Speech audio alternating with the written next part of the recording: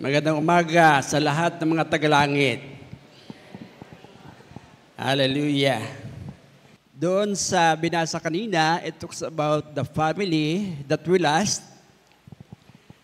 At alam po natin na ang tanging tirahan ng pamilyang tatagal sa lupa at sa langit ay walang iba kundi ang langit. Masarap pag-usapan ang langit na ating patutunguhan. Lalo na kung nakinig tayo doon sa binasa kanina ni Attorney Ron sa Revelation chapter 7, verse 9 hanggang 18 ay napakaganda po na ang lugar ng langit actually is a place of God. At hindi lang ang Diyos ang maninirahan doon, kundi lahat ng kanyang mga anak. Una, binanggit yung mga Hudyo dahil yun ang pinili ng Diyos, the chosen generation of God. Pero yung lahat ng mga spiritual Diyos, kagaya sa atin, because we belong to the Gentile nations, lahat ng tao around the world natatanggap at naging bahagi ng pamilya ng Diyos ay kasamang maninirahan doon. So napakaganda ang lugar ng langit. At ang sabi nga ay hindi mabilang sa dami. Biro mo yun? Napakarami. Of course, kung hindi man mabilang lahat, ang importante ay rehistrado ang ating pangalan doon. Amen? So ngayong umaga, nais kong bigyang diin ang isang napakagandang katotohanan at ito'y pinamagatan God's family. God's family only will last forever. Tanging ang pamilya ng Diyos ang mananatili magpakailanman. At ang pamilyang ito ay pamilya dito sa lupa at maging sa langit. Ang sabi nga, yung iba ay nasa langit na. Pero yung iba ay papasok pa lang at darating ang panahon na doon ay magsama-sama. Kaya salamat sa ating Panginoon. So, ang topic natin, it's more of heaven, pero ipopokus ko sa pamilya ng Diyos, natitira sa langit. Importante ang langit, pero mas importante yung titira doon. Kaya, salamat sa Diyos, at kung pag-uusapan natin ay heaven, heaven actually is God's dwelling place. And where His angels do His will. And the Bible says that heaven is a place of peace, a place of love, a place of community and worship where God is surrounded by heavenly court and other heavenly beings. So ang langit ay lugar ng Diyos at ang lahat nakabahagi ng kaharian ng Diyos. If God's will is done in your heart and soul, and you are part of His kingdom here on earth, and you are already a citizens of heaven, or His kingdom, which exists in another realm, and which you will enter when He calls you home of your death. Pero hindi pa tayo dapat umuwi. Masaya pa dito sa lupa, di ba? Enjoy lang natin. Pero mamuhay tayo na parang tayo nasa langit.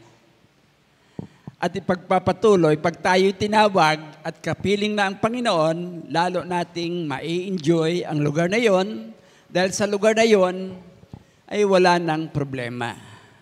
Walang sakit, walang hirap, there will be full of glory, honor, and praise. Ang sabi doon kanina sa binasa, sa Revelation chapter 7. Kaya ang trabaho lang natin doon ay magpupuri, mag-aawit, magpapasalamat sa ating Panginoon at magbigay luwalhati sa kanyang dakilang pangalan. Pwede bang bigyan natin ng malakas na palakpak ang ating Panginoon? So salamat sa Diyos dahil habang tayo ay narito pa sa lupa, kanyang tinuturuan kung paano tayong mabuhay sa mundong ito bilang mga anak ng Diyos. God's family only will last forever. Tayo muna ay muko at manalangin. O dakilang Diyos na makapangyarihan, narito po kami ngayong umaga. Nakikita mo po kaming lahat kung ano ang aming ginagawa, iniisip, pinaplano, at kung ano ang aming dapat sabihin. Salamat po dahil kilala niyo po kami. Bago pa kami pumasok sa loob ng iglesyang ito, alam mo na ang laman ng aming isip at ang aming puso.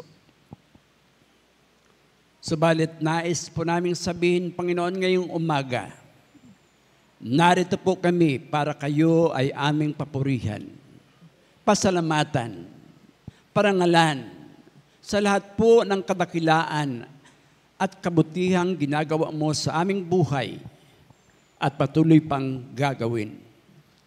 O Diyos, pagpalain niyo po ang iyong mga salita. Hayaan niyo po na kayo ang magsalita sa aming kalagitnaan upang lalo naming maunawaan at maintindihan ang iyong mga sasabihin sa amin bilang mga anak ng Diyos. Pagpalain niyo po kaming lahat. Sa pangalan ni Jesus, ang lahat ay magsabing Amen. The only family that will last forever is God's family. And our real home is heaven. Amen po ba? Kagaya ng sinabi sa Ephesians chapter 3 verse 21, To Him be glory in the church by Christ Jesus, to all generations forever and ever. Sa Tagalog kanina, sumakanya ang kapurihan sa pamagitan ng iglesia at ni Kristo Jesus magpakailanman. So the church is the family of God on earth and in heaven. Amen po ba? And God's family only will last forever. Well, maraming mga binubuong pangasamahan at maging pamilya, pero hindi yun tatagal. Pero ang binubuong pamilya ng Diyos, which is the Church of Jesus Christ, na kung tawagin ay God's family, this will last forever. Kaya salamat sa Diyos dahil patuloy nating nalalaman kung ano ang narapat gawin dahil higit ng kanyang mga anak. Tandaan po natin na lahat na tumanggap kay Jesus Christ bilang tagapagligtas, noon hanggang ngayon at maging sa hinaharap, ay kanyang binigyan ng karapatan na maging mga anak ng Diyos. At tayo nagpapasalamat dahil mga anak tayo ng Diyos. Amen? Hindi tayo anak ng presidente o ng iba't mga kilalang mga tao, makapangyarihan, pero anak tayo ng ating Panginoon. Hari ng mga hari at Panginoon ng mga Panginoon. Kaya salamat sa Diyos dahil ang pamilyang ng Diyos ang tanging mananatili sa lupa at maging sa langit. Kaya tayo yun, mga kapatid. Ikaw, ako, at tayong lahat. Pwede bang sabihin sa ating katabi, anak tayo ng Diyos. Ang tahanan natin ay langit. Wow! So napakasarap marinig na ang tahanan natin ay langit. Kung babasahin po natin ang Hebrews chapter 2, verse 10, ay nagsasabi ng ganito, For it was fitting for him for whom are all things, and by whom are all things, in bringing many sons to glory, to make the captain of salvation perfect through sufferings. So this verse shows that God is the one who made everything. Amen.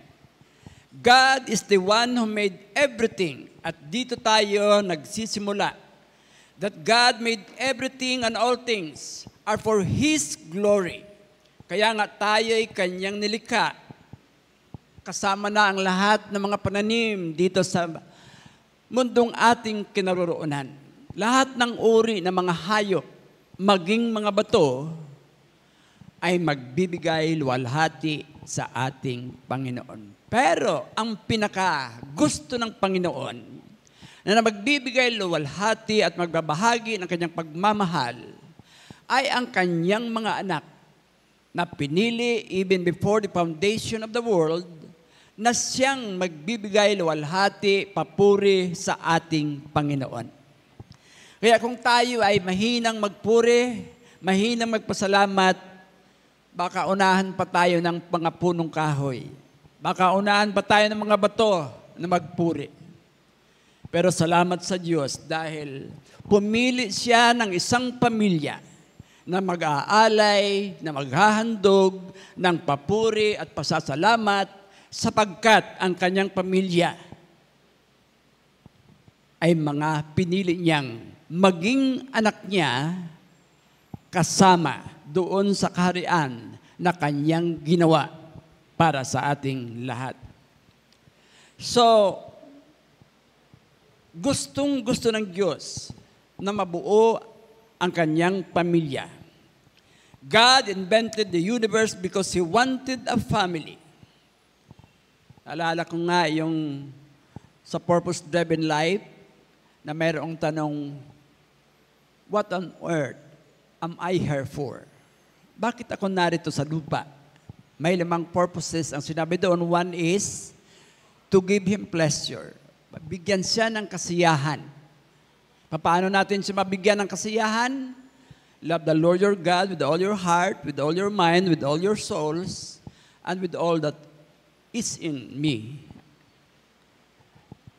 Another thing is to be like Jesus Christ.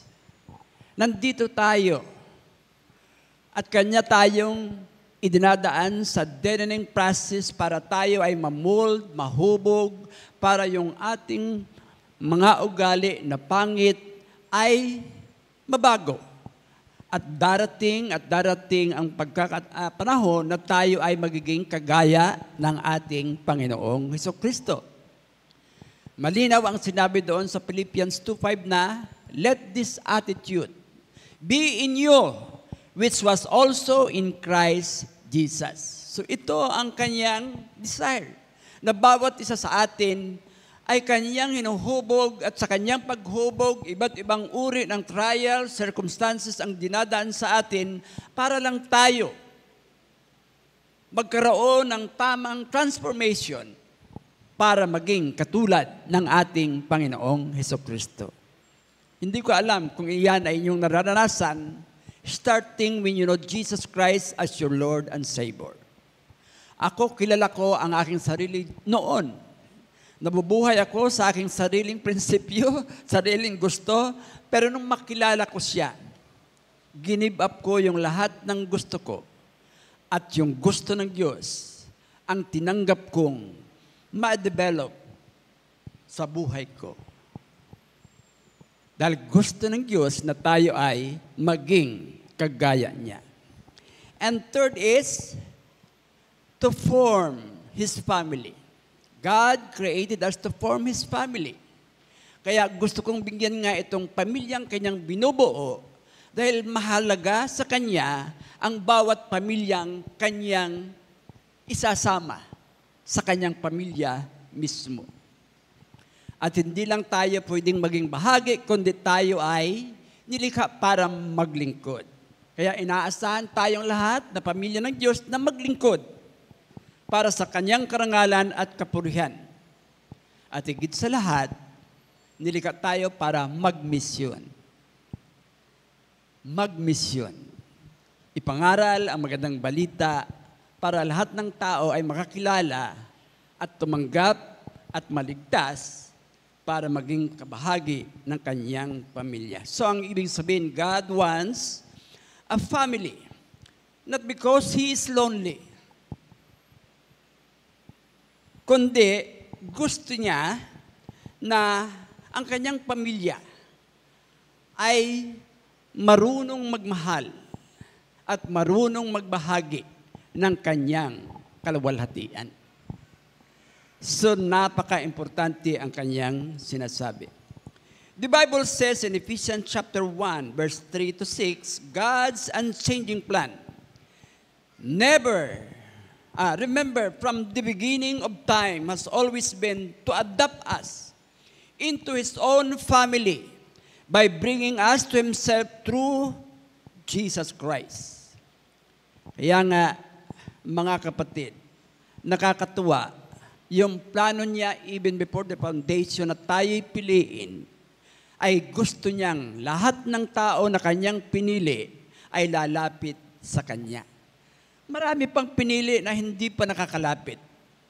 Kaya nga gusto ng Diyos na tayo maglingkod para yung hindi pa ay maabot.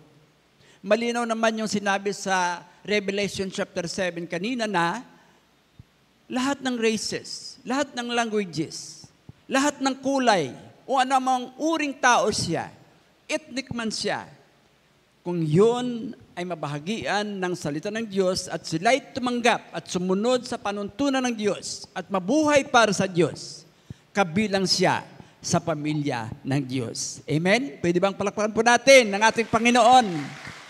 Ako actually ay lubos na natutuwa dahil sa nung malaman ko itong plano ng Diyos sa buhay ko, ay maganda pala.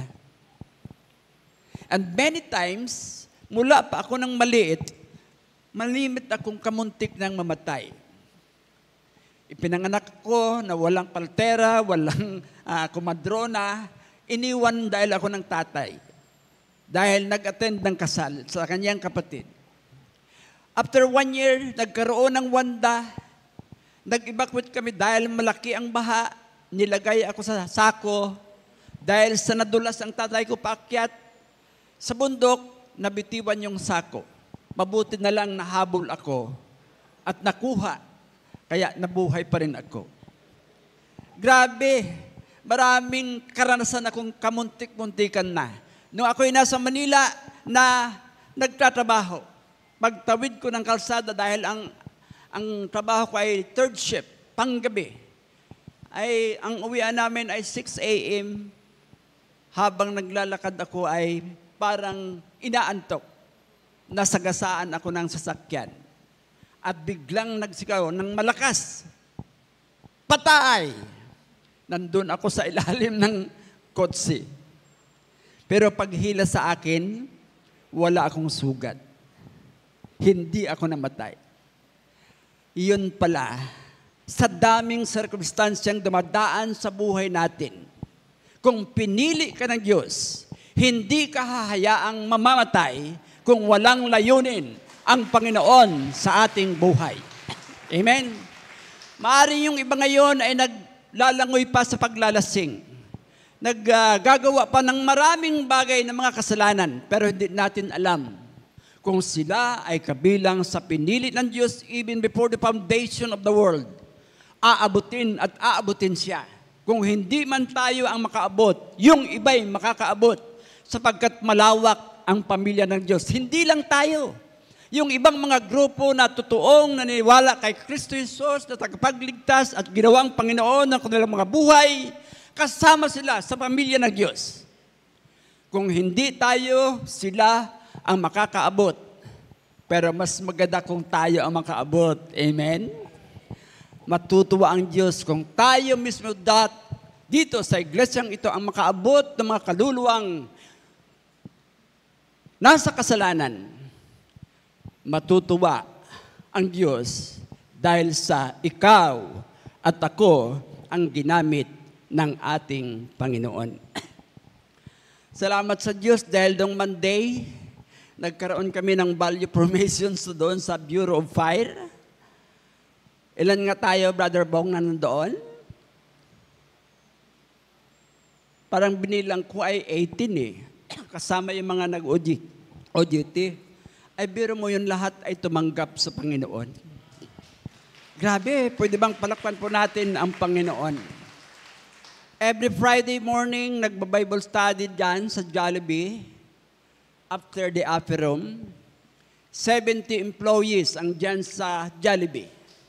Kung silang lahat ay makarinig ng salita ng Diyos at kumilala sa Panginoon at sumunod ng totoo, magiging bahagi sila ng pamilya ng Diyos. Amen? Amen! Kaya, huwag tayong magpahinay-hinay. Maraming mga kaluluwa ang nag-aantay sa ating Panginoon. Yes, hindi nagbabago ang Panginoon sa pagtatag ng kanyang iglesia bilang pamilya ng Panginoon. Sabi nga sa Matthew 16 verse 8, I will build my church. He did not say, I will build a government. I will build a nation.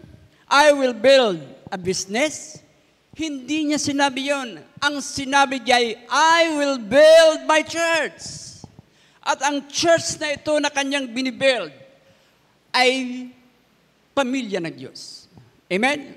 Binubuo niyang maging pamilya ng Diyos sapagkat lahat sila na tumanggap na naging bahagi ng iglesia ng Panginoon ay ibibilang na mga anak ng Diyos. At kung tayo mga anak ng Diyos, pamilya tayo ng Diyos. Amen? Sabihin natin sa ating katabi, pamilya tayo ng Diyos. Yes. God is only interested in His family. Why? Because everything else is gonna burn up. Lahat ng bagay na narito sa mundo, lahat na ginagawa ng tao, magiging ito ay pagbuo ng mga grupo, lahat yan ay mawawala. Pero itong pamilyang kanyang binubuo will gonna last forever. Ito ang mananatili magpakailanman, maging sa lupa at maging sa langit.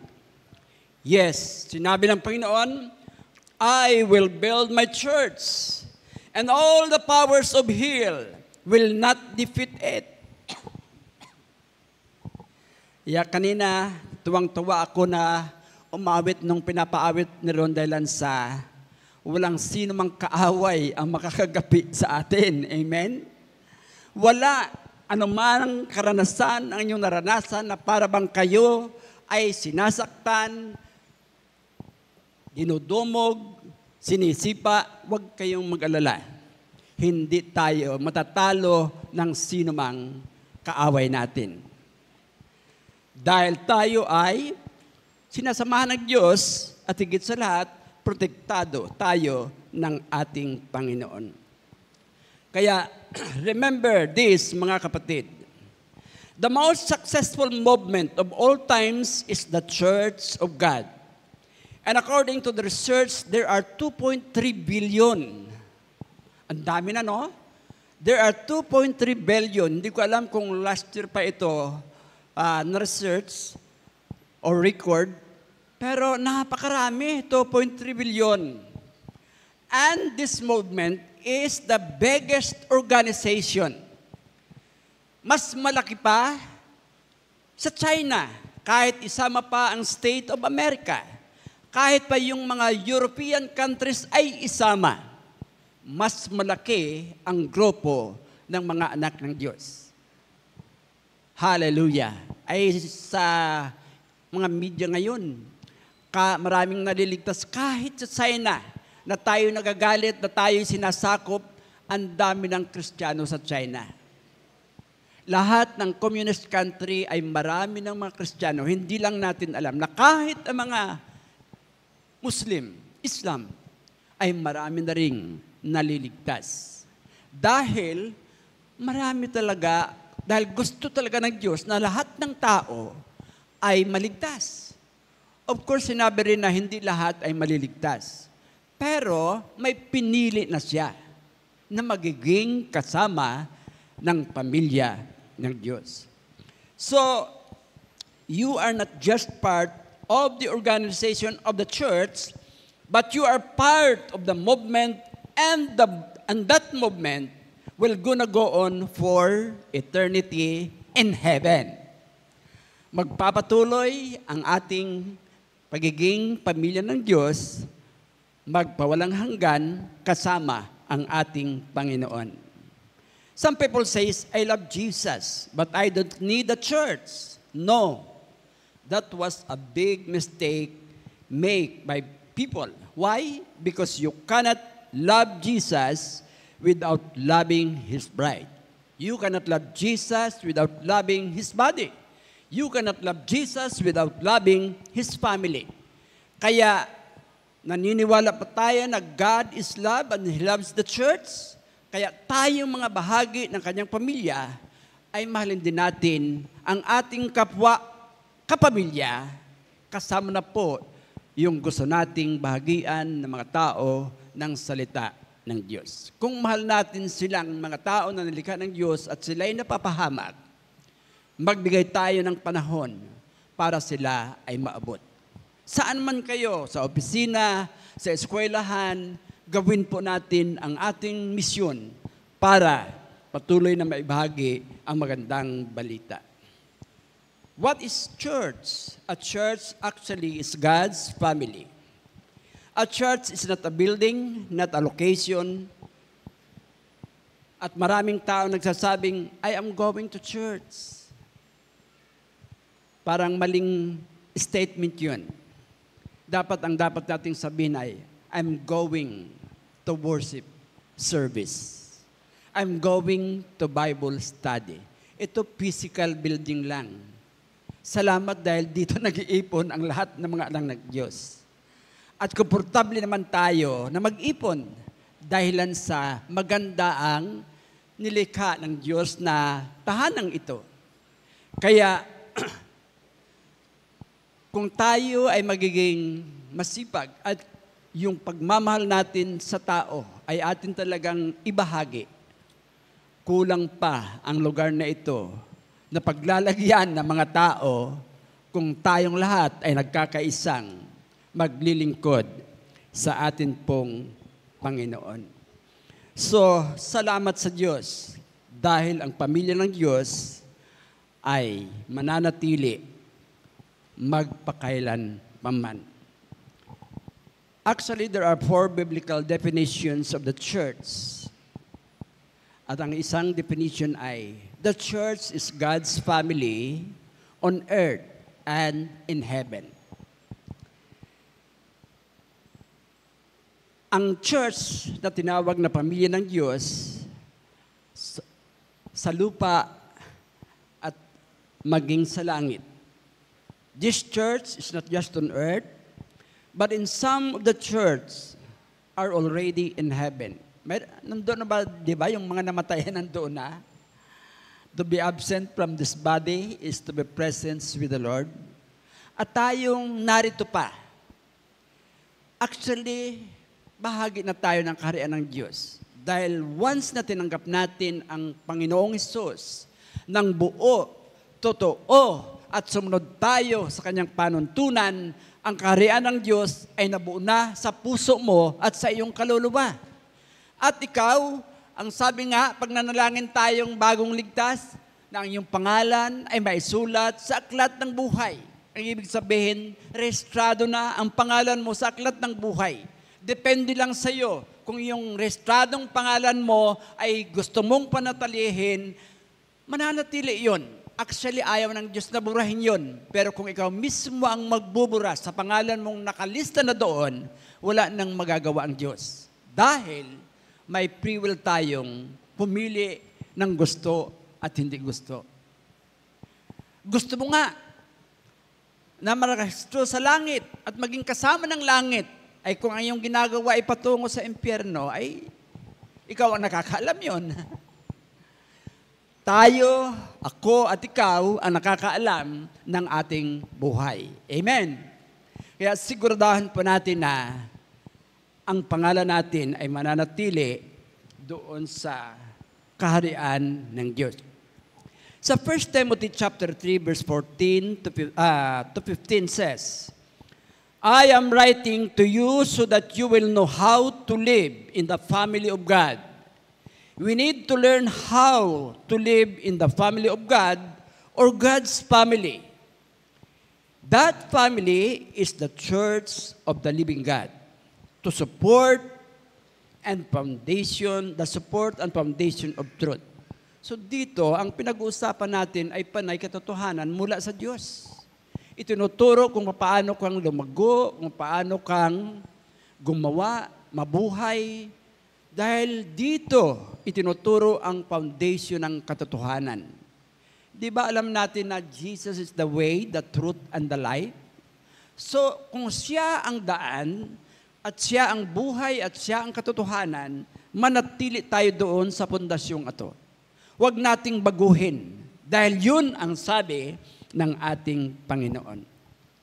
Kaya nga sa loob ng iglesia, dito, malimit na pinag-uusapan ang lahat ng mga doctrines para tayo ay matuto at hindi tayo malihis ng landas. Ay paano kung palagi kang absent? Paano mo marinig yun? Absent ka sa Bible study, absent ka sa prayer meeting, hindi ka pa nagsasama sa outreach services, absent ka ng maraming beses pa sa Sunday worship, ay paano ka lalago? Hindi mo naririnig yung mga foundation of truth. Kailangan. Of course, hindi natin pinipilit yung may mga ibang special na appointment. Dahil tama din yung kanilang ginawa. Pero kung wala tayong ginagawa at mag-stay lang sa bahay, eh, hindi naman mahirap magsamba. Hindi naman mahirap magpunta simbahan. Maliban sa umuulan, nag-iingat tayo ng babasa at hindi natin gusto magkasakit. Pero, live na ngayon ang lahat ng mga services. Kung hindi ka pa gumawa ng kaparaanan, ay logi ka na. Dahil gumagawa ang Diyos ng lahat ng kaparaanan para ang kanyang salita ay marinig. Amen po ba? Eh, lahat tayo may cellphone na eh. At pag na-miss pa natin yung mga services, kung kayo'y tinamad, pumunta dito sa iglesia, sa church, ay hindi na kasalanan ng ating Panginoon. Kaya araw-araw, sinusukat tayo ng Diyos. God measures our life. Your obedience, your faith, your service, your plans, lahat ng inyong ginagawa, sinusukat yan araw-araw ng Panginoon. Kung yan ay nagbibigay luwalhati sa ating dakilang Panginoon. Yes, there is no family of God outside His church because His church is God's family. The second biblical foundation definition of His church is, the church is God's family, composed of saved and baptized believer. Ang pamilya ng Diyos ay siguradong ligtas at sila rin ay nagpailalim sa pagbautismo sa tubig. Lahat ba tayo ay nabautismohan na? Amen? Amen. So ito ang magiging bahagi ng pamilya ng Diyos at kabilang sa kaharian ng ating Panginoon. Yes, maraming mga anak ng mga Kristiyanong mga magulang ang nagsasabing, ay, kasama na ako sa listahan. Ando na ako sa role. Well, probably. Kasama dahil iniisip mo na ikaw ay anak ng pastor, anak ng mga magulang, mga Kristiyano, maari. Pero hindi yun batayan na ikaw ay anak ng Diyos. Kailangan mo ang personal encounter with the Lord. Kailangan mo yun na maunawaan mong mabuti ang ginawa ng Diyos sa buhay mo, kung paano kahalaga siya sa iyo, at kung paano gusto mo siyang tanggapin, kilalanin bilang iyong tagapagligtas at Panginoon ng iyong buhay. ay gusto ng Diyos ay maligtas tayo, di ba? Di ba sabi doon sa Mark 16, verse 16, whoever believes in me and is baptized will be saved. But whoever refuses to believe in me will be condemned. So, may formula pala ang pagbaptize dahil sa una, dapat kang maligtas muna. Kung magpapabautismo ka na hindi ka pa nililigtas, walang kwenta yung iyong pagbaptize. Walang kwenta yung pagbautismo sa iyo sapagkat hindi mo alam kung sino ang Panginoon. At yung pagbautismo ay maaring nangyari, nabasa ka, nilamig ka pa, pero there is no count and there is no blessing on it. Walang pagpapala kang makakamtan doon. Dahil, ang sabi ng iba, kailangan pa bang kung ikaw ba ay magpa-bautismo ay maliligtas ka? No, hindi ka maliligtas. Kahit magbubo ka pa ng maraming tubig, kahit lumangoy ka pa sa dagat o sa ilog, kung hindi ka ligtas, walang saysay yung iyong pagpunta sa tubig. Ang importante ay, you must be saved. And then, baptized. Amen? Kaya ako'y natutuwa during the encounter na mayroon tayo, yung lahat na tumanggap doon at nag-decide ka agad na magpabautismo. At kahit pa nga yung mga old na hindi nila naintindihan at naunawaan ang water baptism, sila ay muling nagpabaptize dahil hindi nga nila alam, nadalhan lang sila. Kaya yung iba, pag nakuha ng certificate of baptism, tinatanong, kailan ka binaptize? Ilam nga ni pastor, pero karamo kami. Kaibahan ako si ganito, si ganyan, karamo kami. Sabi ko, hindi importante yung karami kayo. Ang tanong ko ay, kailan ka binaptize? Ilam nga ni pastor, ay bakit sana yung certificate baptism na wala na pastor? Nang ibig sabihin, walang halaga pala sa kanya yung kanyang pagbautismo dahil sa hindi niya inisip na mabuti kung ano ang water baptism. Ako'y tumanggap at nagdesisyong magpabautismo ay very memorable yun. Grabe ang aking excitement dahil sa pati kahoy, nagwawagayway, nakikita ko, nagpupuri na. Ako'y sumunod kay Kristo, tumanggap at sumunod sa water baptism. Hindi lang mga angels from heaven, thousands of angels are rejoicing because of yung pagsunod ko kay Kristo ay, hindi lang, pati punong kahoy, pati isda ay nang-piesta sa aking water baptism. Kaya ako'y tuwang-tuwa dahil very unforgettable experience. It's a miracle na nangyari sa buhay ko. The same way to all of us. Kaya kung kayo ay nagpabautismo at parang wala lang sa inyo, baka hindi totoo yung inyong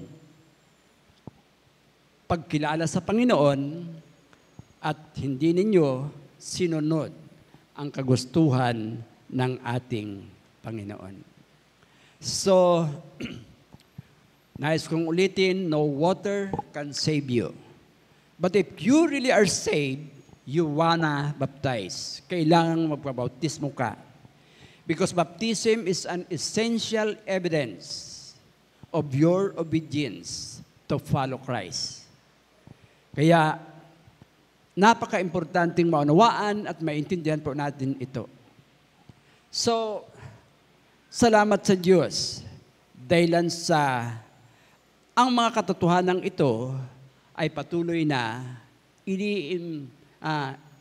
itinuturo sa atin, idinidiin kung paano nating maintindihan ang kanyang layunin. Anyone who believes and is baptized will be saved. O, saan ang nauna? Believing, right? Then, baptized. kailangang maligtas muna tayo bago magpabautismo. If you are baptized before you believe, sabi ko nga kanina, it doesn't count. And you don't get any blessing from it. Kaya, sa umaga pong ito, isipin nyo ang inyong kalagayan kung ano ang inyong nararamdaman. Totoo ba na ligtas kayo at nagpabautismo or nagpabautismo muna kayo? Dapat mauna na tayo ay ligtas. So, napaka-importante na itong mga katotohanan ito ay dapat po nating malaman. Sa Acts chapter 2 verse 38, sinabi ni Pedro, repent and be baptized. Una ay repent and be baptized. This is the first day of the church in the name of Jesus Christ for the forgiveness of your sins. Then God will give you the Holy Spirit. Kaya malinaw ang sinasabi ng Bible na ito. Believing first, then baptize. Repent, then baptize. And then they become part of the church. They become part of God's family.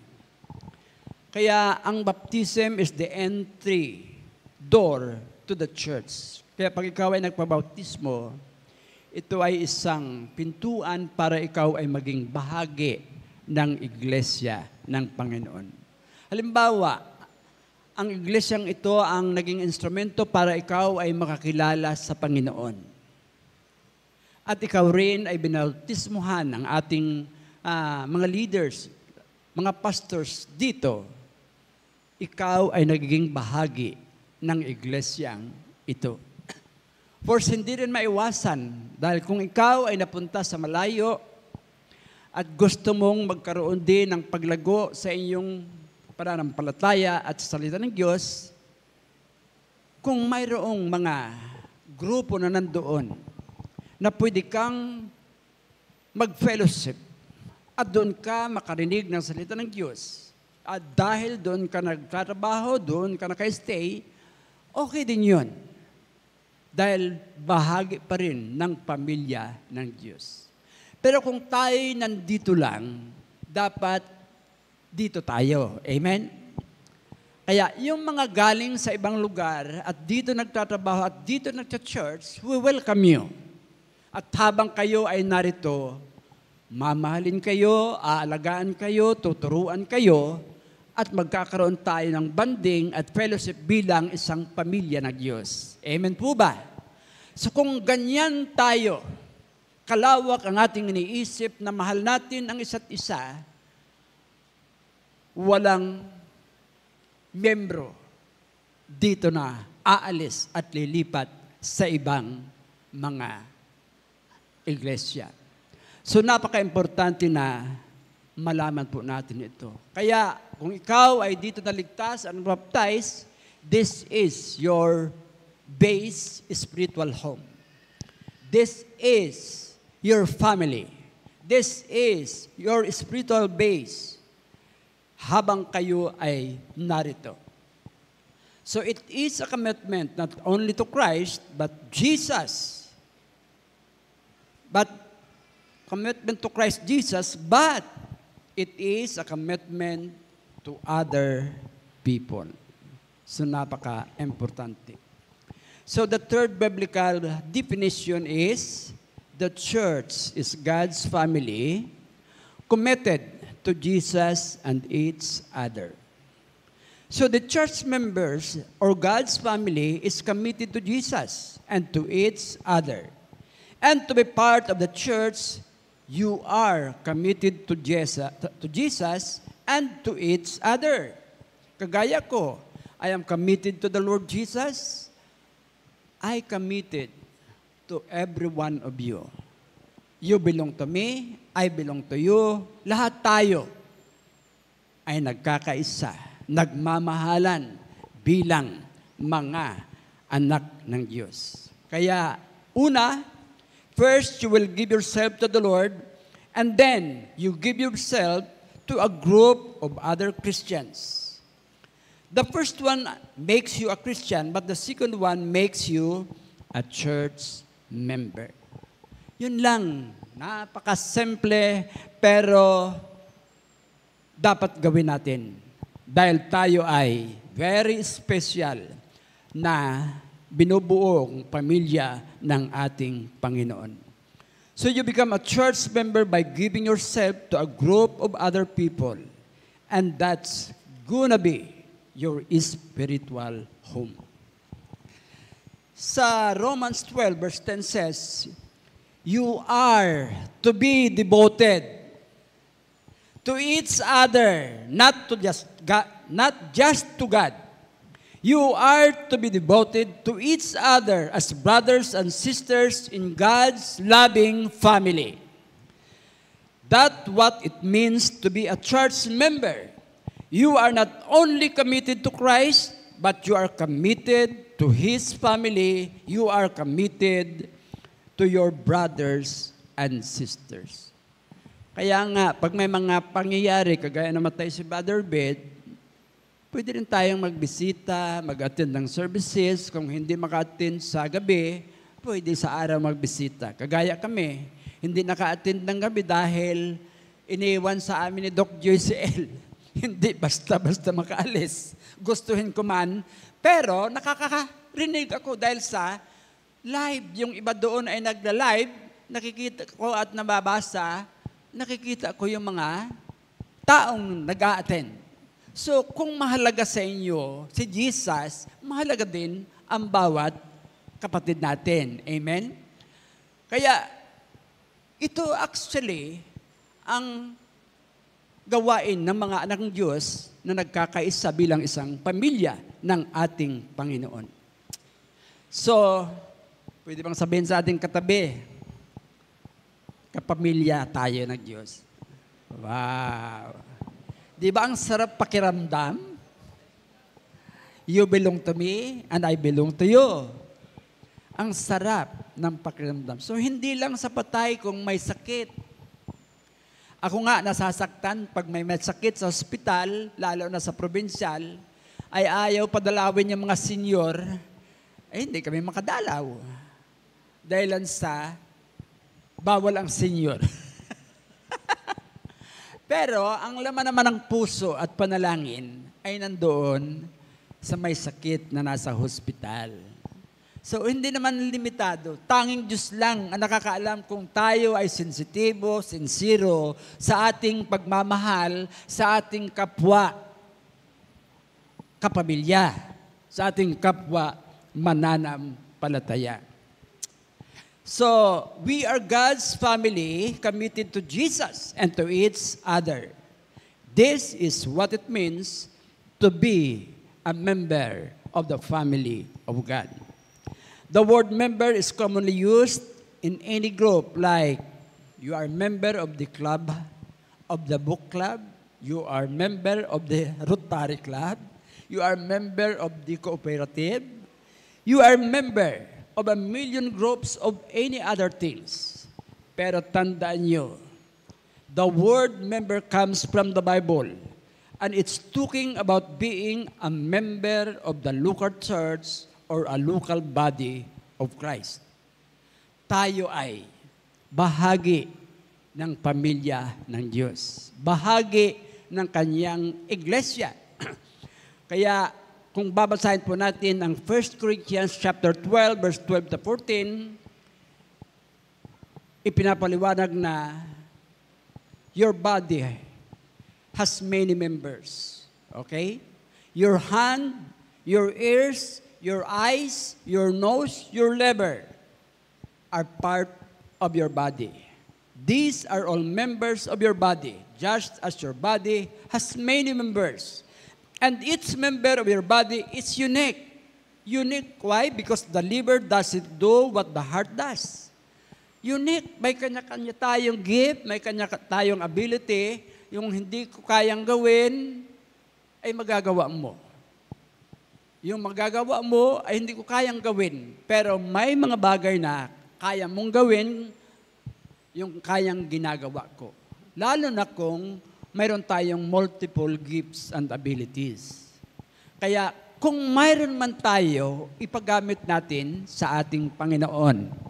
Amen? Paggamit po natin sa ating Panginoon. Dahil mahalaga na tayo, ang commitment po natin ay hindi lang kay Jesus Christ, kundi sa bawat isa natin. So the Christ body is the church. He said, all members of the church made up of the body of Christ, for in one spirit we're all baptized in one body, regardless of our background, whether Jews, Gentiles, or slave or free, we're all received God's Spirit. Kaya sinabi niya, regardless of your background, we all receive God's Spirit. Yan po ang nagiging dahilan kung bakit tayo ay kasama sa katawan ng ating Panginoong Hesukristo. The body isn't made up of just one member. Each of all the members connected together. Amen? Hindi ka naman magiging body kung nag-iisa ka lang. Kailangan mo ang isa't isa. Kaya nga, you are not the church of God by yourself. You are not the family of God by yourself. You are not a body of Christ by yourself. Only as we are connected together, we are the body of Christ, and we are the family of God, and we are the church of God. Pwede bang palakpakan po natin ang ating Panginoon? Yes. Therefore, we should be connected to each other and express our love and support to one another as family of God. Kaya another verse, 1 Corinthians 12:25-27. Of course, the word member occurs many times in the Bible, especially in the Old and the New Testament, more or less 100 times na nabanggit. And the Word of God shows that each member should care for each other kung paanong tayo ay lumago, kung paanong tayo ay maging matatag at maging matibay sa ating pagiging anak ng Diyos. So, mahalaga ang bawat isa sa atin. Let me review the biblical definition of the church first. The church is God's family in heaven and on earth. Secondly, the church is God's family composed of saved and baptized believers. The church is God's family committed to Jesus and each other. And lastly, the church is God's family preparing for Christ's return. Amen? Ang tinaka ito ni Pastor Ando nung first Sunday at second Sunday ni Attorney. Kaya, lalo tayong na-enlarge yung ating kaisipan na napakaganda ang lugar ng langit na kung saan yun ang pagdadalhan sa atin ng ating Panginoon. The church is God's family preparing for Christ's return. Kung babasahin po natin ang Hebrews 12:23, which is the last verse nating tatalakayin, you are the church of God's children, whose names are registered in heaven, because you have come to God Himself and to have come to Jesus. Remember, God's children is a family of God where names are written in the book of life. Ang tanong ay, andun na ba talaga ang pangalan mo? Is your name registered in heaven? Authentic ba? Selyado ba? Na hindi kayang burahin ng sino man? Kahit nga si Jesus, hindi kayang burahin yun dahil ayaw ng Diyos na maalis ang pangalan mo. ang tanging makakabura lang ay ikaw. Dong pangalang nirehesto mo ay ikaw lang ang makapagbubura kung gusto mong manatili o hindi na. Pero kung ayaw mo na, kahit ang Panginoon ay ayaw, bibigyan ka ng laya na burahin yon dahil yon ang pinili mo. So, wag nating burahin. Amen? Dahil bahagi tayo ng kanyang kaharian. And ang tanong ay, are you ready? Are you ready to this coming rapture? Are you ready? Are you ready? Ay, pag hindi pag-ulit-uliton ay may kabog at magsabat na amen. Kandidato ba tayo dito sa rapture? Dapat. Amen? Dapat. Kaya kung gusto natin, maghanda tayo. Because Jesus coming is imminent. Nalalapit na. It will take place anytime. It will happen anytime. Kaya lagi tayong maghanda. Kahit may mga pressures pa, may pagsubok pa, may circumstances pa, wag po nating alisin sa ating kaisipan na mayroong darating. At ang darating na ito ay walang iba, ang ating tagapagligtas at Panginoon ng ating buhay. At siya ang itatanghal doon sa kanyang lugar na hari ng mga hari at Panginoon ng Panginoon. At doon tayo ay magpupuri, magbibigay luwalhati, magbibigay awit, kasama ng mga angels at kasama ng lahat ng tao na kanyang pinili at naging bahagi ng pamilya. Lahat tayo ay magbibigay luwalhati sa kanyang dakilang pangalan. Bigyan po natin ng malakas na palakpak ang ating Panginoon. Yes. Malinaw din ang kanyang sinabi sa Matthew 10:22 ba yun? Ang sino mang makapagtitiis, ang siyang maliligtas.